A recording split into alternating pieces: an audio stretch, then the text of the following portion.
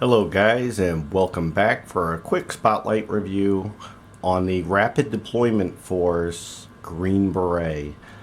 This particular figure came out in 1993. It was along the lines to go with the Hall of Fame, made by In Time Productions. Very cool looking uniform and figure. And on the back, you've got a listing of the other figures. Of course, you got the Green Beret in the top right corner, the Marine, Paraninja, Night Trooper, Snow Eagle, and Jungle Fighter. So let's open them up and take a look at the Green Beret. Alright, so here he is out of the package. Very nice presentation, especially with the uniform. I like this guy quite a bit. So the hat is a felt green beret with the patch on it, and it's also got like a vinyl wrap. A lot of detail actually for a pretty inexpensive figure. These were about $10 in the 90s. The uniform's got a lot of nice detail too. You've got the paratrooping badge, U.S. Army.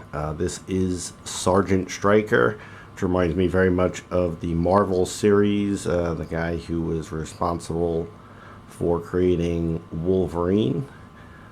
He does have the Special Forces Airborne patch with his sergeant's rank on it. It's very cool. He's got a combat belt. It does have weapon storage for his knife and his pistol. We'll go over those a little later. It's a really basic, it's got a very vintage vibe to it, the way it's constructed. This was the early 90s, so even for then, it was a little bit old-fashioned, but still a really cool looking uniform. A lot of nice detail.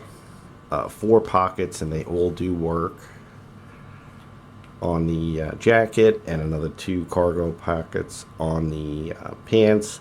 Plastic green boots. So very cool uniform. I do like that quite a bit. As far as the figure goes, taking a closer look at the head sculpt, there was about 4 different head sculpts available through In Time Productions, this being one of them. They did, like G.I. Joe, paint them in different hair colors. This guy's kind of got like a light brown or reddish hair with green eyes. Pretty decent head sculpt. Articulation on these guys is where they really fall flat. They are only 7 points of articulation. So with that, the head could swivel left and right. The arms could move forward and back. Nothing out.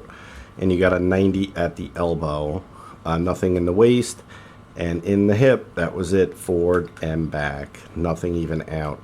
So articulation is pretty terrible on these guys, but uniforms are pretty cool.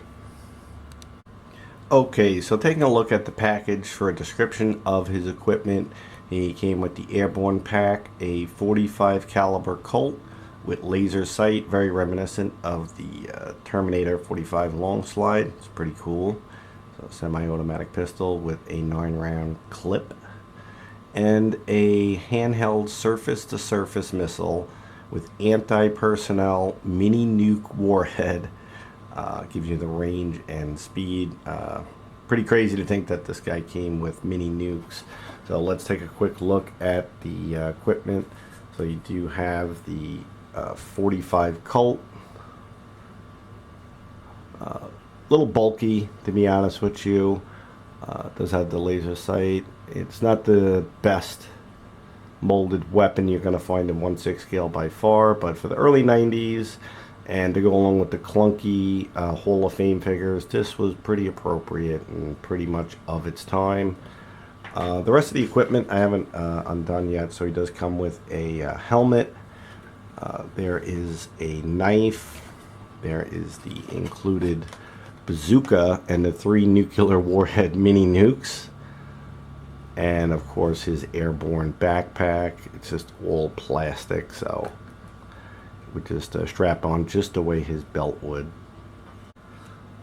So that's it for Sergeant Stryker. I have him here with his creation, Weapon X or Wolverine. It's kind of the way I incorporated him into storyline as Sergeant Stryker from the Marvel Comics, being he does have that on his thing. I believe Stryker is spelt a little differently in Marvel Comics with a Y, but in any event, a Green Beret named Sergeant Stryker, you know, that's perfect. But hope you enjoyed taking a look at the Rapid Deployment Force Green Beret by In Time Products from 1993. Thanks for watching, and until next time.